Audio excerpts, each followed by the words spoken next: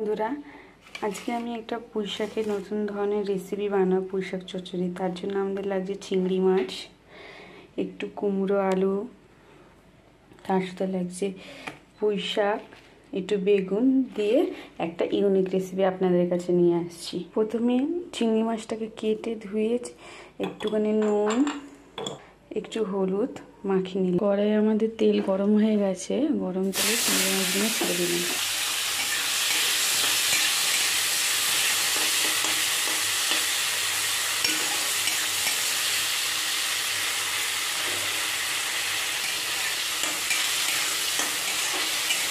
এখানে চিংড়িটা বেশি ভাজবো না, চিংড়ি বেশি ভাজলে শক্ত হয়ে যায়।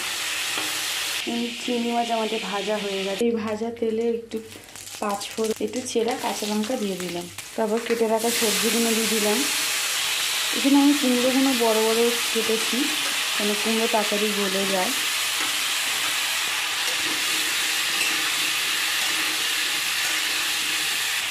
কেটে রাখা ডাঁটাগুলো দিয়ে দিলাম।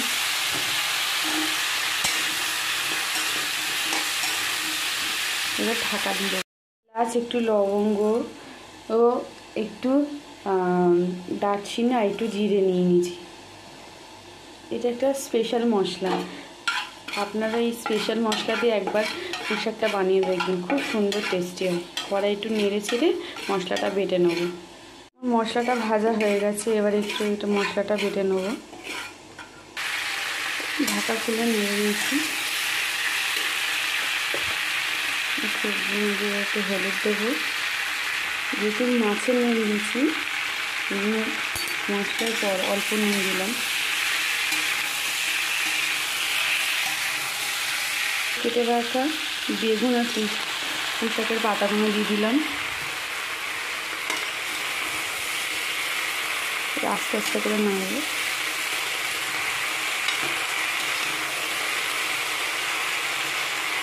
কড়াটা পুরো ভরে গেছে। এই ইউনিক রেসিপিটা এই মশলা দিয়ে একবার রান্না করে দেখবেন, আপনাদের নিশ্চয়ই ভালো লাগে। এবার ঢাকা দিয়ে দেবো। দেখুন, এবার মশলাটা আমাদের বাটা হয়ে গেছে। একটুখানি হালকা, একদম ক্লিন মিহি করে বাটিনি, যাতে মশলার টেস্টটা ভালো করে পাওয়া যায়। এবার ঢাকা খুলে দেখে নেব।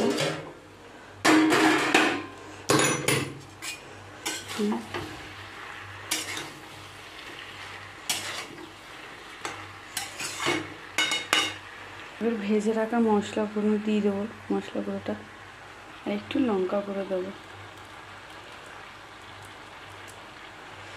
আমরা একটু ঝাল খেতে ভালোবাসি, এই জন্য একটু কাঁচা লঙ্কাও বেশি চিড়ে দিয়েছি আর লঙ্কা গুঁড়ো দিয়েছি। আপনারা যে যেরকম ঝাল খান সেরকম দেবেন।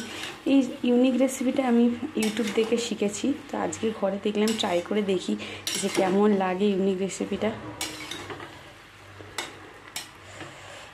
ভেজে রাখা চিংড়ি মাছগুলো দিয়ে দেবো।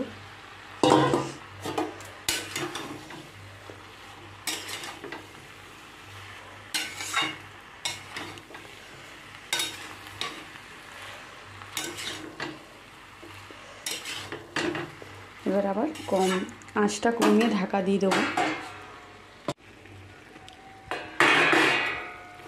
আমাদের চচ্চড়ি রেডি।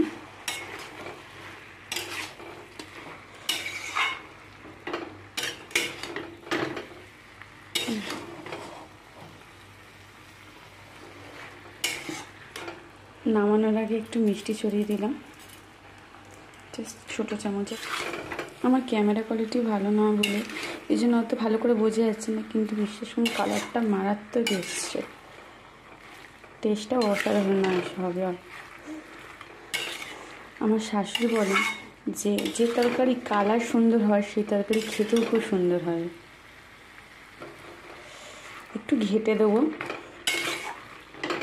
আমার এই ইউনিক রেসিপিটা যদি আপনাদের ভালো লাগে দর্শক বন্ধুরা, তাহলে নিশ্চয়ই লাইক দেবেন এবং শেয়ার করবেন এবং পাশে থাকবেন।